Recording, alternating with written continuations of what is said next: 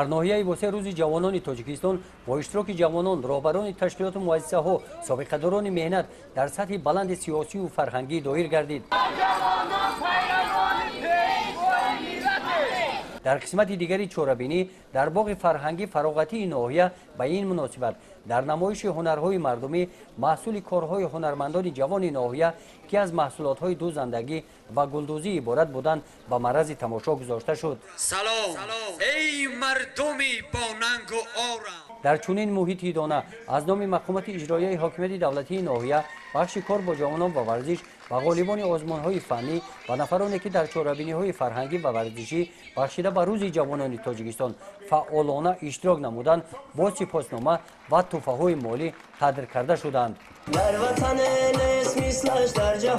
در قسمت فرهنگی چهاربینی صنعتکاران جوان ناحیه استعدادهای نو روی صحنه برآمده با ترانه‌های جالب و سرودهای وطندوستانه خاطر اشتراکیان را شاد گردانیدند.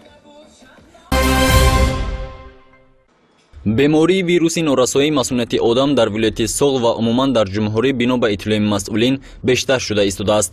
дар 4 моҳи соли 2018 бо маркази пешгирӣ ва мубориза бо бемории пайдоиши вируси норасоии масъулияти одам 127 нафар ба мутахассисон муроҷиат намуданд, ки ин нисбат ба ҳамин давраи соли 2017 19 нафар бештар шудааст. бино ба гуфти директори марказ Фирӯз Комилов, бештари нафароне ки гирифторони ин намуди беморӣ ҳастанд, аз омилҳову сар задани бемории мазкур хабар надоранд.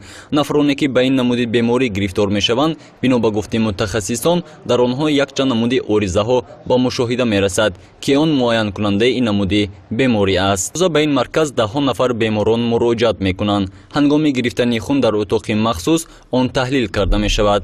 хунҳои ташхисшавандаро сараввал дар найчаҳа шишаҳо мегиранд ва пас он дар асбобҳои махсус ки аз он биотек ном мебаранд гузошта бемориро муайян менамоянд. масъулин гуфтанд ки бемории пайдошудаи вируси норасоии масъулияти одам ба организм ба таври хун ва ҳам алоқаи ҷинсӣ мегузарад. дар ҳолати ворид шудани вирус агар организм бо ин беморӣ мубориза бурда натавонад, шахс ба бемории вируси норасоии масъулияти одам яъне спид гирифтор мешавад, ки оқибати он шахси мубталои ин бемориро ба марг оварда мерасонад.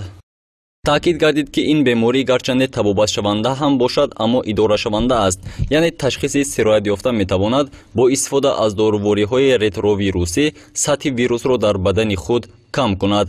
дар ин сурат шахс масъулияти бадани худро ба қувват нигоҳ дошта имконият пайдо мекунад ки солҳои зиёд ҳамчун шахси солим ва аз нигоҳи эпидемиологӣ бехатар дар ҷомеа кору фаъолияташро идома диҳад.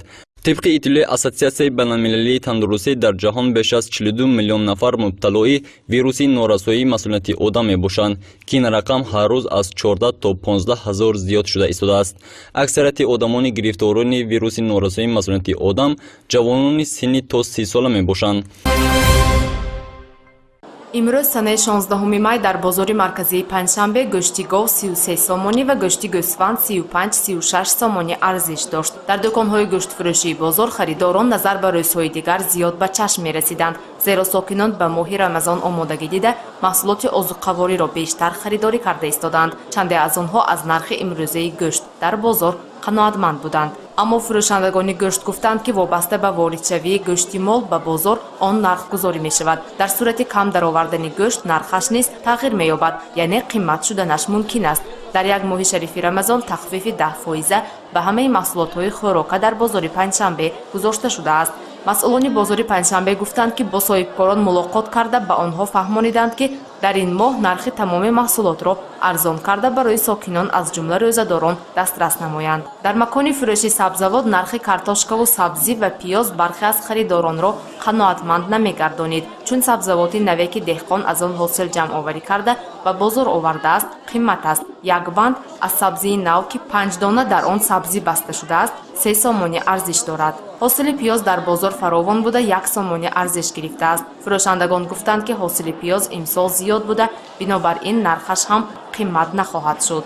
давоми як моҳи рамазон нархи маҳсулоти озуқаворӣ миёна нигоҳ дошта мешавад, иброз доштанд масъулон, зеро ин моҳи хайру савоб ва амалҳои нек буда барои рӯзадорон бо нархҳои дастрас пешниҳод кардани маҳсулот эҳсонкорист.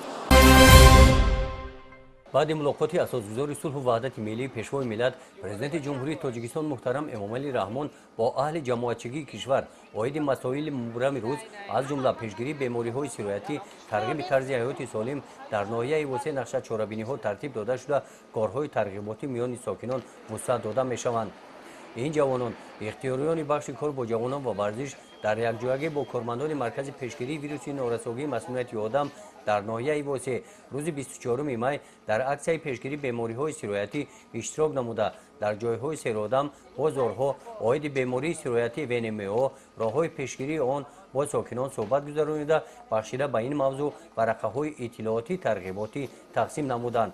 از صحبت با ساکنان مشاهده گردید که برای بلند برداشتن سطح معلوماتناکی ساکنان عاید بیماری سرایتی ویروسی نارسایی مسمومیت آدم این گونه چاره‌بینی‌ها تیز دایر کرده شوند. واسه نقلیات سیور تشخیصی لابراتوری ونمو آمده چاره‌بینی سیور تشخیصی لابراتوری تستی ونمو گذرانیده شد. از چنین امکانیت ساکنان استفاده نموده به طور رایگان از تشخیص گذشتند. موافق نقشه همه گونه چاره‌بینی‌ها در همه جماعت‌های دهات گذرانیده می‌شوند.